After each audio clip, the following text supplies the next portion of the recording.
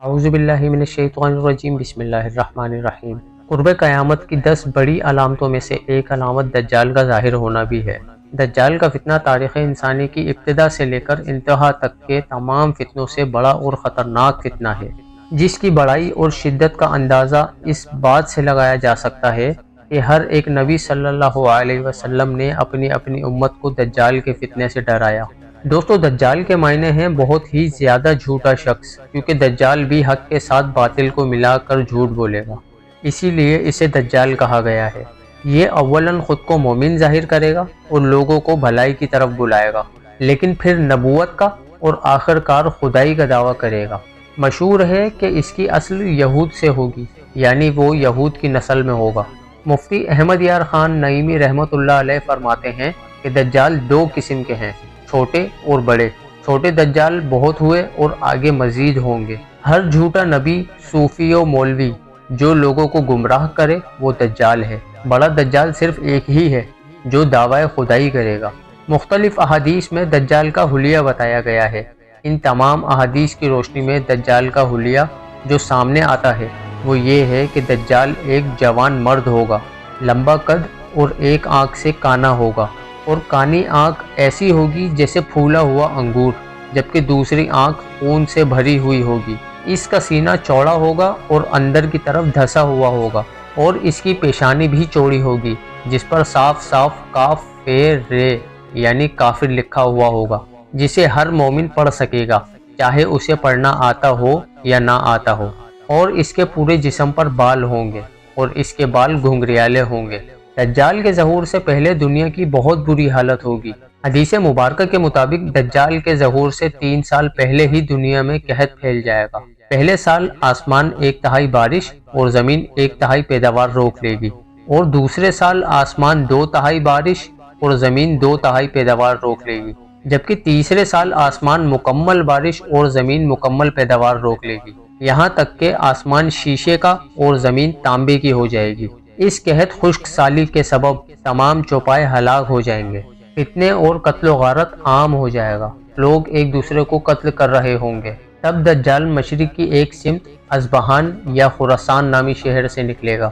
اس کے علاوہ غذائی صحت کے ساتھ ساتھ علمی اور روحانی قحط بھی برپا ہوگا، علماء اور دیندار لوگوں کی قلت ہوگی۔ دجال زمین پر 40 دن تک رہے گا، جس میں ایک دن 1 سال کے برابر ہوگا، دوسرا دن 1 ماہ کے برابر ہوگا، تیسرا دن 1 ہفتے کے برابر ہوگا، جبکہ باقی ایام سال کے عام دن کی طرح ہوں گے۔ اس مدت میں دجال اپنے گدھے پر سوار ہو کر ساری دنیا کا چکر لگائے گا، اور گدھے کا سر اتنا بڑا ہوگا کہ دونوں کانوں کے درمیانی فاصلہ 40 ہاتھ کے برابر ہوگا، اور اس گدھے کی رفتار کا عالم یہ ہوگا کہ 1 قدم میں 1 میل کا فاصلہ طے کرے گا، اور روئے زمین کا کوئی میدانی، شہری اور پہاڑی علاقہ ایسا باقی نہیں رہے گا کہ جہاں وہ نہ جائے۔ البتہ مکہ مکرمہ اور مدینہ طیبہ پر فرشتوں کا پہرا ہوگا، جس کی وجہ سے وہ وہاں داخل نہیں ہو سکے گا، بلکہ مدینہ کے باہر دلدلی زمین میں پڑاؤ ڈالے گا، اور اس وقت مدینہ میں زلزلے کی 3 جھٹکے آئیں گے، جس کی وجہ سے ہر کافر اور ہر منافق مدینہ سے بھاگ نکلے گا اور دجال سے جا ملے گا۔ اس وقت مدینہ کافر و منافق سے خالص و پاک ہو جائے گا، اس لیے اس دن کا نام یوم الخلاص بھی ہے۔ اس کے علاوہ بعض روایتوں کے مطابق دجال بیت المقدس اور کوہ طور پر بھی نہ جا سکے گا۔ دجال طرح طرح کے شعبدوں کے ذریعے لوگوں کا ایمان برباد کرنے کی کوشش کرے گا۔ حدیث مبارکہ میں آتا ہے کہ دجال کے پاس روٹیوں کے پہاڑ ہوں گے، اور دجال کے پیروکار کے علاوہ باقی سب لوگ سخت تکلیف میں ہوں گے۔ اس کے پاس 2 باغ ہوں گے، جن میں سے ایک کو جنت اور دوسرے کو دوزخ کہے گا، جبکہ اصل میں جسے وہ جنت کا نام دے گا وہ دوزخ، اور جسے دوزخ کا نام دے گا وہ جنت ہوگی۔ اس کے کہنے پر آسمان سے بارش ہوگی، اور وہ لوگوں کے سامنے ایک شخص کو قتل کرے گا اور پھر زندہ کرے گا۔ دجال کے فتنوں کی وجہ سے اہل ایمان سخت پریشانی اور تنگی کے عالم میں بھاگ کر توخان نامی ایک پہاڑ میں پناہ لیے ہوئے ہوں گے، لیکن دجال ان کا پیچھا کر پہاڑ کا گھیرا کر لے گا۔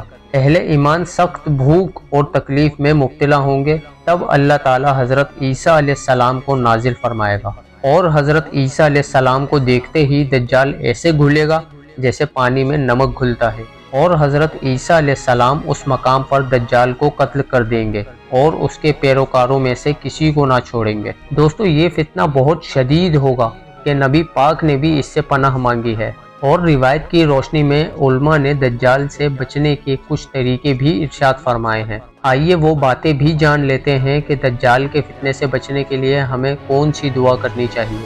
نبی پاک صلی اللہ علیہ وسلم نے فرمایا کہ جو شخص سورہ کہف کی پہلی 10 آیت کو یاد کرے گا، اللہ پاک اسے دجال کے فتنے سے محفوظ رکھے گا۔ اس کے علاوہ جو کوئی مسلمان مکہ یا مدینہ میں ہوگا وہ دجال کے فتنے سے محفوظ رہے گا، کیونکہ دجال کو حرمین طیبین میں داخل ہونے کی اجازت نہیں ہوگی۔ بعض روایت میں آیا ہے کہ جو مسجد اقصی اور مسجد طور میں ہوگا وہ بھی فتنہ دجال سے محفوظ رہے گا۔ اور علماء نے مختلف احادیث کی روشنی میں یہ بات بھی بیان کی اور فرمایا کہ پہاڑوں اور جنگلوں سے دور رہا جائے، کیونکہ دجال اکثر دیہاتوں میں جائے گا۔ اور ان باتوں کے ساتھ ساتھ اللہ تعالیٰ کی تسبیح و تکبیر، ایمان پر ثابت قدمی اور صبر سے بھی دجال سے بچا جا سکے گا۔ تو دوستو یہ تھی آج کی ویڈیو اچھی لگی تو ویڈیو کو لائک کریں، چینل کو سبسکرائب کریں۔ ملتے ہیں نیکسٹ ویڈیو میں، تب تک کے لیے اللہ حافظ۔